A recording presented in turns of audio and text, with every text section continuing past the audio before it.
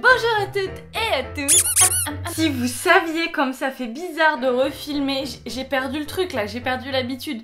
Et je crois que c'est pas la première fois que je dis ça. Mais bon, que voulez-vous, entre la préparation de mariage, le mariage en lui-même, puis le voyage de noces, puis ensuite des affaires de travail de mon mari, des trucs dans ma famille. malheureusement, voilà, le mood n'y était pas, le temps n'y était pas, le focus mental n'y était pas. Mais là, ça y est, on a passé la rentrée, on a passé plein de choses importantes pour moi dans ma vie. Je vais pouvoir me remettre à faire des vidéos. Du coup, on se retrouve aujourd'hui avec une vidéo que j'ai filmée il y a longtemps. Oui, j'avais les cheveux beaucoup plus longs, avec une personne qui est un ami très cher à mon cœur, et c'est pour ça que après la publication de cette vidéo, il y aura un live ici même sur la chaîne avec la personne qui a témoigné dans cette vidéo. Donc là, si vous regardez au moment de la sortie, à peu de choses près, c'est dans 3 heures, pour que vous puissiez nous poser toutes les questions qui seraient laissées en suspens. Évidemment, on n'a pas couvert le sujet de la transidentité, on a fait qu'effleurer la question de la sexualité pour les personnes trans. Évidemment, il faudrait parler avec toutes les personnes trans du monde pour avoir une vision globale, donc ce n'est pas possible. Mais en tout cas, s'il y a des questions qui vous turlupinent, c'est le moment dans ce live de venir avec nous sur la chaîne pour les poser, pour échanger tous ensemble, dans la bienveillance, dans la bonne humeur. Je crois que vous connaissez le mood de ma chaîne, et bah faisons comme ça, restons dans ces bonnes ondes. Je vous laisse sans plus tarder avec la vidéo, je vous retrouve ce soir à 21 h sur la chaîne pour un live avec Ciel. Bonjour à toutes et à tous, je vous retrouve aujourd'hui en compagnie de Ciel. Comment ça va? Ça va bien et toi? Ça va très bien, je suis très contente de t'accueillir sur ma Et chaîne. moi donc, depuis le temps qu'on en parle. Oui, il le fallait. Il le ça y est. fallait vraiment. Et ça a été super demandé aussi sur ma chaîne. Ah ouais? Parce que bah j'ai des personnes trans qui me regardent et qui m'ont dit bah voilà, on aimerait bien avoir un témoignage, avoir des conseils. Eh bien je suis là. J'ai trouvé la personne idéale pour venir témoigner. Oh, Donc t'es idéal. assez ouvert d'esprit, t'as Ah, pas trop de tabous. je sais. Et Ouais. t'es content de partager ton expérience. Ah clairement oui, je parle de transidentité sur ma chaîne. C'est la bonne occasion de parler de sexualité en plus de ça. C'est quoi ta chaîne? C'est ciel, juste ciel. Juste ciel. Comme le ciel, vraiment, cherche pas plus loin. Il y aura un lien en barre d'infos. Du coup aujourd'hui on voulait parler un peu de sexualité et Mhm. de transidentité, Ouais. mais surtout de ton parcours. Ouais. Qu'est-ce qui t'est arrivé à toi? Comment t'as vécu tout ça? Je peux parler que pour moi-même, hein. Je peux pas me permettre de parler pour toutes les personnes trans parce que c'est vraiment une infinité de personnes. Oui, il y a plein de parcours différents. Voilà, une infinité de parcours. Mhm. Alors avant toute chose, j'aimerais bien poser quelques petits trucs. Par exemple, le fait que la transidentité, ça n'a rien à voir avec la sexualité. Que le fait de, comment dire, de transitionner d'un genre, d'être non-binaire ou quoi, ça veut pas dire qu'on est forcément gay ou forcément hétéro, whatever. Oui. La sexualité, c'est vraiment différent et c'est un ressenti qu'on a chacun. Ouais. Il y a orientation sexuelle et Et identité. identité de genre et d'identité tout court, quoi. Donc ça déjà il faut le séparer. J'ai reçu pas mal de questions du coup sur mon Instagram notamment, qui sera aussi dans la barre d'infos. Oui, est-ce qu'on peut dire sexe de femme, sexe d'homme? Non, on va éviter de dire ça, on va dire vagin, pénis, pas besoin d'inventer 1000 mots. C'est genre, est-ce que t'as un sexe désigner ça. féminin? Est-ce que t'as un sexe masculin? Voilà. Pareil pour les préservatifs C'est ça. internes, externes, qu'on C'est appelle mieux. encore masculin-féminin. Ah, c'est ça. Et puis pour ceux qui veulent savoir ce que j'ai dans le pantalon, j'ai beaucoup de détermination. Ah. Voilà. Parfait. Au niveau sexuel, disons que la découverte de la source de mon mal-être, qui s'appelle donc la dysphorie de genre, j'ai pas spécialement de définition pour la dysphorie de genre, on va dire qu'elle va être là. Mhm. Il y aura la définition Ouais. sur mon t-shirt. Comme ça. Ça a fait qu'en fait, je suis devenue incapable de me servir ou de, comment dire, de montrer certaines parties de mon corps, notamment le torse, avec, Mhm. parce que j'ai encore de la poitrine, je suis pas passée sur la table d'opération, ou le vagin. Voilà, Mhm. ce n'est pas possible. Ça Ouais. me rend dysphorique et même si c'est pas sur le moment, le contre-coup après, psychologiquement, c'est très très compliqué. Ça peut aller jusqu'aux crises d'angoisse et bon, on évite de faire ça. Le sexe, c'est quand même censé être un bon moment, quoi. Exactement. C'est comme ça que ça a commencé, que t'as eu les premières sensations, les Ouais. premiers ressentis. C'est là que je me suis rendu compte que j'avais vraiment pas mal de dysphorie à ces endroits-là. Ouais. Genre, Mm. après, je me suis dit, bah, je garde juste un t-shirt ou à la limite, je mets une brassière si vraiment j'ai chaud. Mhm. Mais c'est pas possible, je peux pas montrer ma poitrine, je peux pas Ouais. utiliser cette partie de mon corps, c'est pas. Voilà. Mhm. L'avantage du fait que je sois sous testostérone, ce qui n'est pas obligé pour tout le monde évidemment, c'est que le clitoris, vous savez ce que c'est un clitoris, je pense, hein, quand même. Je l'aurais dit, hein, j'aurais Voilà, pas mal dit. tu leur en voilà. parlé, Ouais. spoiler. Le clitoris il grossit en fait, il devient, bon là il fait à peu près cette taille je dirais en termes de grosseur. C'est tout Mhm. petit un clitoris mais voilà, et ça se transforme en diclite. Alors les plus malins auront compris que diclite c'est la contraction de dick et de clit, yes. Comment on pourrait trouver un truc en français? Bitclit? Bitclite. Bitclit? Clit. Ouais. Clickbait. Non, ça fait très. Mais c'est pas. Fitbit, ça me fait Ouais. penser au montre. Ah oui, c'est vrai. Du coup, c'est bien. Mais du coup, là, ça grossit, ça fait comme un tout petit gland avec un prépuce et ça change les sensations aussi. Bon, c'est pas un pénis, hein, mais ça fait d'autres sensations et c'est assez sympa à utiliser, on va pas se mentir. Le fait d'être sous-T maintenant, ça aide pour la dysphorie de genre? Ouais, carrément, j'arrive maintenant à me balader torse nu chez moi, tant qu'à personne, mais j'arrive à rester torse nu, à me regarder torse nu, surtout qu'avec la T, avec le déplacement des graisses, il y a des graisses dans la poitrine, du coup, enfin elles bougent, et du coup on perd un peu de volume à cet endroit-là, et c'est plutôt agréable, hein, on va pas se mentir. Mais malgré tout, ça fait pas tout. Tout le monde veut pas un pénis, hein, dans la communauté trans, enfin, toutes les personnes transmasculines veulent pas un pénis. Moi pourquoi pas, mais 40 000 €, c'est pas dans mon budget pour l'instant. Il y a toujours moyen de faire avec, hein. J'ai déjà utilisé des strap-on, c'est vachement pratique. Ça fait pas forcément de sensation, enfin il existe. C'est un pénis que t'attaches en genre de ceinture, autour de la taille, et ça te permet de pénétrer ton partenaire avec ça du coup. Il y en a même qui existent où tu peux les mettre, les coincer dans le vagin, bon c'est pas pour moi du coup.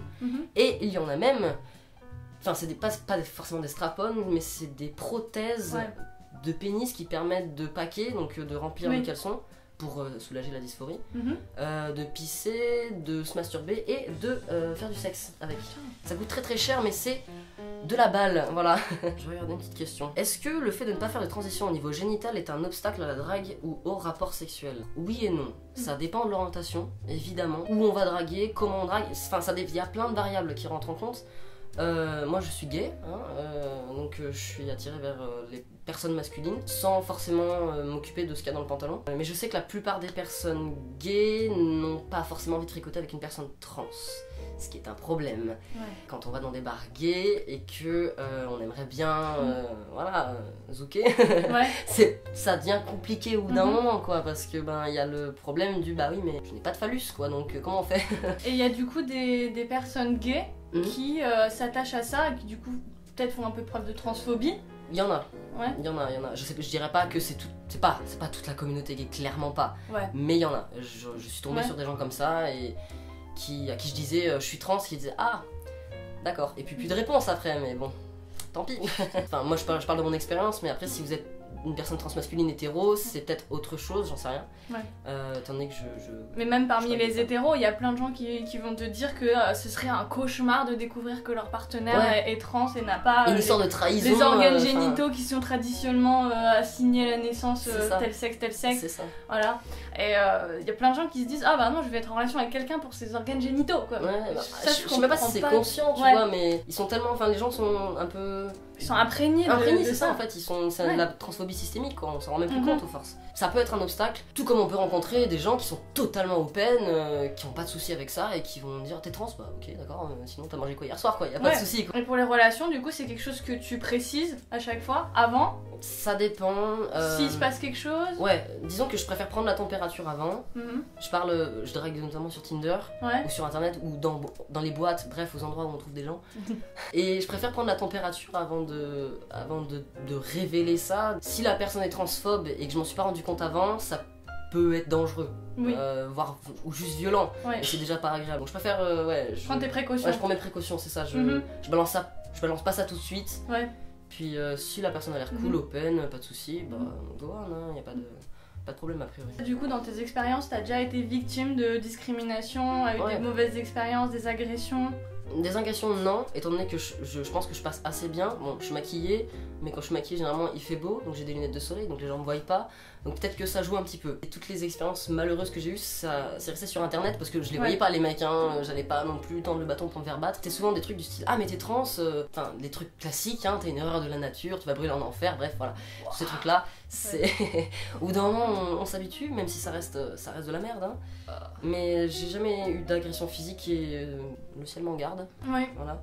Et je pense qu'il y a des gens qui voudraient savoir, par exemple si quelqu'un envisage une transition, un coming out et tout, comment ça s'est passé pour toi au niveau de la famille, des amis? Je pense que j'ai eu beaucoup de chance dans le sens où ma famille, ça s'est plutôt bien passé, étonnamment. Enfin étonnamment. Salut maman si tu me regardes. Étonnamment ça s'est plutôt bien passé, je veux dire, il y a eu une période de je comprends pas, pour moi tu resteras toujours une fille, c'est pas normal, bref. Et puis l'eau a coulé sous les ponts, disons, les gens font un peu leur travail, le temps passe, ils comprennent que c'est pour le mieux, ils comprennent que le mal-être que j'avais avant, bah, il vient de là, et que du coup, le seul moyen de le régler, c'est comme ça. Voilà, et là, les gens qui t'aiment, ils veulent te voir heureux de toute façon. Exactement, et puis là, dans mon sac, j'ai une lettre de mon papa pour mon changement de prénom, tu vois, donc ça va, je me sens bien. Pour mes amis, c'est pareil, ça s'est passé hyper bien, j'ai fait mon coming out, on était tous défoncés, tout le monde rigolait, tout le monde était genre...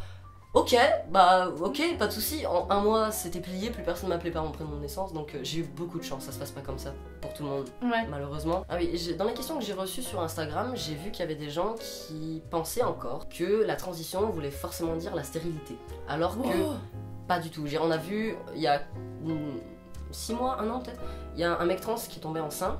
Et qui a fait une grossesse normale, qui a donné via son enfant, bref voilà. On n'est plus obligé d'être opéré, d'être stérilisé pour changer de genre à l'état civil en France maintenant. Avant c'était un truc même d'Union Européenne et c'était une condition pour changer l'état civil. Il fallait être stérile. Ouais, mais pas forcément opéré, hein, stérile, vraiment. Après il y a des gens qui ont dénoncé ça et qui ont dit que c'était carrément des mutilations médicales, quoi. Clairement, c'est pas possible quoi. Donc maintenant c'est plus le cas. La testostérone ça rend pas stérile. Les œstrogènes, la progestérone, il ne me semble pas. Après, c'est pareil, je m'avance, hein, je sais pas. Mais en tout cas, voilà, la testostérone, il suffit d'un arrêt de thé, de quelques mois à passer, les règles reviennent et après, c'est bon, on peut procréer. Tant qu'il y a toujours un utérus et des ovaires, tout va bien. Donc, non, il n'y a pas de stérilité et du coup. La grossesse est possible pour la plupart des personnes trans, donc c'est pas un problème en soi. Personnellement, je sais que je veux pas d'enfant biologique, donc je vais passer par la case hystérectomie, on va tout enlever, on va buter mon utérus, voilà. Mais il y a des personnes qui veulent le garder pour avoir une grossesse plus tard, malgré la transition. Et il n'y a pas de souci là-dessus. C'est à la carte. Oui, c'est vraiment à la carte, et c'est ça qui est bien. Toutes les modifications de ton corps que tu fais à la carte en fonction de comment tu le sens et comment tu te sens le mieux. Tu veux aller, y a pas de... tout est possible à l'heure actuelle. Enfin, presque tout. Genre, on peut être une personne trans qui s'identifie comme un homme hein, et ne pas vouloir de pénis pour autant. Les identités de genre non binaires, c'est quand même encore autre chose, ça a vraiment rien à voir avec le corps. Et on peut être une personne trans non binaire, se faire opérer, avoir une phallo, une torsoplastie, enfin pas une torsoplastie, pourquoi une torsoplastie, une mammectomie du coup, et toujours se sentir, je sais pas, demi-girl, demi-boy, gender fluid, bref, ça n'a rien à voir. L'identité de genre et le corps, c'est... C'est au niveau du ressenti, surtout. C'est vraiment le ressenti, et puis comment, est-ce qu'on veut faire une transition médicale, est-ce qu'on veut pas, est-ce qu'on veut changer de prénom, est-ce qu'on veut pas. À partir du moment où c'est ce qui vous semble le mieux pour vous, pas de soucis. D'ailleurs, vu que tu parles de tout ce vocabulaire LGBT, avec plein de nuances de genre et d'identités différentes, qu'est-ce qu'il faut bannir? Je sais qu'il y a des termes qu'il faut plus employer comme le mot transsexuel. Voilà. On évite transsexuel. C'est violent, c'est péjoratif. Il y a une histoire derrière. Il y a une histoire qui rend le mot très péjoratif. Dans l'étymologie, il est pas incorrect le mot, mais ça induit le fait que une personne transgenre c'est forcément quelqu'un qui fait une opération génitale alors que c'est pas ça du tout. Puis c'était considéré surtout comme une maladie mentale. Voilà, ça. Donc on préférera une personne transgenre, transidentité, trans, même si trans c'est pas un adjectif, enfin c'est un adjectif, c'est pas un nom, on n'est pas un trans, une trans, on est une personne trans, un mec trans, une meuf trans, bref, whatever. C'est pareil comme je l'ai dit au début, sexe de femme, sexe d'homme, sexe femelle, sexe mâle. Pénis, vagin, ça suffit, hein. Pénis, vulve, bourse, phallus, bref, il y a plein de mots pour désigner ça, pas besoin de rajouter des genres dessus. J'ai vu aussi des gens qui sont très militants qui parlaient de pénis de femme et de chatte d'homme, de vagin d'homme. Oui, ça peut fonctionner. Dans l'idée, j'ai toujours un vagin, mais mon vagin est masculin, étant donné que je suis un homme. Ça suit le raisonnement. Pareil, dans l'idée, une femme trans qui n'est pas opérée, son pénis sera féminin, parce que c'est une femme. On va éviter tout ce qui est tranny, les petits noms, un peu les petits surnoms qui... Et surtout les termes fétichisants, genre ladyboy. Ladyboy, ah là là. She-male. Oh oui. Les tags de sites porno, c'est pour les sites porno et c'est pour ces fétichismes-là qui, je pense, on lutte contre d'ailleurs parce que c'est des personnes qui ne demandent pas à être fétichisées de la sorte. D'ailleurs, est-ce que t'as déjà eu des gens totalement maladroits parce qu'ils comprennent rien et ils savent rien? Il y en a eu des personnes cis-hétéros, diadiques, blanches, valides, bref, qui checkent tes privilèges quoi, qui ne savent pas et c'est pas forcément de leur faute étant donné qu'ils sont pas concernés donc ils vont pas forcément s'éduquer là-dessus. Des trucs un peu... j'ai pas spécialement d'exemple. Si, peut-être des gens qui vont dire « Ah mais moi je suis gay, j'adore la bite ». Alors, Oui mais non, étant donné qu'on peut être un mec sans un pénis, tu vois, c'est Ouais. de la subtilité comme ça. On comprend quand les gens sont maladroits Ouais. et quand les gens sont volontairement cons. Discriminant, con, Voilà, oppressant. bref. Oppressif. On la connaît la différence et généralement les personnes concernées ont plus envie de faire de la pédagogie avec les gens qui sont maladroits que les gens qui sont foncièrement stupides et qui Qui essayent même pas de comprendre. Oui voilà, qui disent non mais non pour moi t'as un vagin, t'es une fille, et ben très bien. Tant pis pour toi. Mais c'est violent en plus de dire ça parce que c'est attaquant quoi. Et surtout que vous savez pas ce que la personne a vécu avant, vous savez pas ce que la personne a vécu dans la journée, ça peut ruiner une journée ça. Ouais. Sur Instagram j'avais eu une personne qui avait marqué un truc du style, pour mes 3 mois de testostérone ou quoi, qui a marqué un truc du style les faux trans comme toi ça me dégoûte, tu fais ça juste pour le style machin et tout, tu t'es réveillé un matin, t'as dit que t'étais trans et j'étais genre comment tu le sais, je montre 1% de ma vie sur Instagram. Voilà, c'est ce genre de sauts de conclusion qui sont hyper violents et qui peuvent ruiner une journée, et vous savez pas à quel point vous pouvez ruiner une journée d'une personne, et on va quand même rappeler qu'il y a pas mal de personnes trans qui se suicident chaque année, donc il faut donner de l'amour, voilà, c'est important. C'est pas du tout bienveillant de clairement faire des accusations comme ça, faire preuve de bienveillance, il y a que ça de vrai, même si vous savez pas, même si c'est pas votre univers et que vous comprendrez peut-être jamais vraiment ce que c'est que d'être trans, parce que bon bah si on l'est pas, on l'est pas. On n'est pas concerné, à partir du moment où on l'a pas vécu, touché, et essayer de comprendre, essayer d'être empathique aussi. Oui c'est ça, il faut pas avoir peur de poser des questions, mais il faut comprendre que parfois on n'a pas envie d'y répondre non plus. Donc à ce moment là, si tu poses une question avec le consentement, est-ce que je peux te poser une question, t'es pas obligé de répondre, bref, si la personne veut pas répondre, et ben Google est votre ami, vraiment, il y a des tas de ressources sur la transidentité, la non-binarité, sur internet, et des vidéastes. Il y a Chase Ross, il y a moi un petit peu, il y a Princesse LGBT, Princesse LGBT en France. On fera une liste en barre d'infos aussi. Exact, ça peut être vachement utile. Il y a plein de blogs genre unique en son genre, il y a des pages Facebook, il y a des pages de mèmes, et ça peut être vachement utile pour se déconstruire les mèmes. Franchement, ils sont bien faits en plus, 10 sur 10. Mais juste demander, de la même façon qu'on peut demander à quelqu'un qu'est-ce que c'est tes pronoms, comment tu veux que je te genre. Très utile quand on sait, quand on voit quelqu'un physiquement, c'est maladroit de juger par le physique, mais du coup dans l'idée, demander les pronoms à quelqu'un de manière systématique. Si la personne est cis et ne s'est jamais posé de questions, ça peut paraître bizarre. Si la personne est queer et qu'on lui demande jamais, ça peut être un truc de ouf pour elle, pour il. Au pire ce sera marrant. Au pire ce sera marrant, ce sera une petite anecdote quoi, mais demander les pronoms, le prénom, comment genrer la personne, quels sont les accords, c'est hyper utile et ça fait du bien, vraiment. Mais pareil, est-ce que tu veux parler de ça, est-ce que tu veux parler de ça? Par exemple, on va pas parler de masturbation là, clairement. Il y a des antécédents. Voilà, hashtag mademoiselle, merci. Hashtag Guinoteguy, allez voir sa vidéo, c'est très bien. Je vais parler de ça avec Margot de la chaîne Vivre Avec, qui en tant que personne non valide, qui a une maladie et tout, on lui demande, mais comme ça, comme si c'était normal, comment tu fais l'amour? Pareil, des gens qui sont en fauteuil roulant. Bah, comment tu fais l'amour du coup? Et là pareil, t'as pas les mêmes organes génitaux que tout le monde. Comment tu fais du coup? Comment tu fais pour te masturber? Comment tu fais pour faire l'amour? Comment tu fais pour trouver des partenaires? Genre t'es désespéré du coup. Ouais c'est ça, enfin... On a l'impression qu'à partir du moment où on est trans, on n'a pas de relation sexuelle, on galère notre vie, on se masturbe pas, Si, la plupart des personnes trans ont des relations sexuelles, une vie sexuelle. Il y a des personnes trans qui ont une dysphorie assez violente pour les empêcher de faire ça, et c'est pour ça qu'il y a la transition médicale qui existe. Mais malgré tout, on est des gens normaux, hein. Mais comme tous gens normaux, tu dois pas aux gens une explication de comment tu mènes ta vie privée. Clairement pas. J'avais eu une réflexion avec une autre personne trans, sur le fait que l'anal, en tant que pratique sexuelle, est une pratique qui détruit le genre, dans le sens où tout le monde a un anus.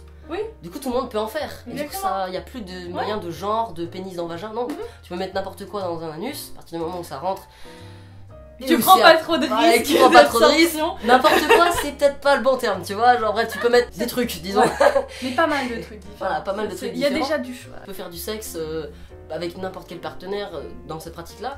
C'est un super moyen de déconstruire le genre dans le sexe, et c'est le feu en plus, on va pas se mentir. Exactement. C'est ce que je me suis dit quand j'ai fait la vidéo sur la sodomie, c'est que ça pouvait s'adresser totalement à toutes les orientations et toutes les identités. Parce que là au moins il n'y a pas de secret, tout le monde a un anus. Si vous n'avez pas d'anus, Bon, l'anal est un sexe inclusif. Ouais, exactement. C'est trop bien. Vive l'anal, vive la sodomie. Et ben merci beaucoup. Et je t'en prie. Je pense que c'était déjà beaucoup. Après, on peut pas couvrir de toute façon tout le sujet. Il y a des chaînes qui font des centaines et des centaines de vidéos pour traiter un peu de tout. Bon, j'en fais pas des centaines, mais. Mais tu vas en faire essaie. des centaines. On va y arriver à la centaine. J'attends. T'inquiète. J'attends. Ça va venir. Donc merci beaucoup d'avoir participé et d'avoir partagé plaisir. ton savoir et ton expérience avec les abonnés, etc. Et ben c'était avec plaisir et puis ça m'a fait très plaisir de parler de ça sur la chaîne de Clem. Dites-nous en commentaire si vous voulez qu'il revienne. Voilà, et je serais ravie de revenir finalement. Tu restes dans les parages, tu restes sur maman et comme ça tu à reviens. Grenoble, y a pas de soucis. Ouais. N'hésitez pas à vous abonner à sa chaîne, c'est très important, elle fait du bon contenu et puis à la mienne aussi un petit peu. Oui. Et on se retrouve très très bientôt pour de nouvelles vidéos et d'ici là, comme d'habitude, faites-vous plaisir. Voilà. Merci à tous d'avoir suivi cette vidéo. Je vous rappelle qu'il y a un live ce soir à 21h sur la chaîne YouTube pour parler de tout ce qui a été abordé dans la vidéo et peut-être d'autres choses en lien. Toujours dans la bonne humeur, dans la bienveillance. Venez partager ce live avec nous, vous pourrez en apprendre plus avec une personne concernée. J'espère que vous serez nombreux. Je vous fais des gros bisous et à bientôt pour de nouvelles vidéos. Mouah.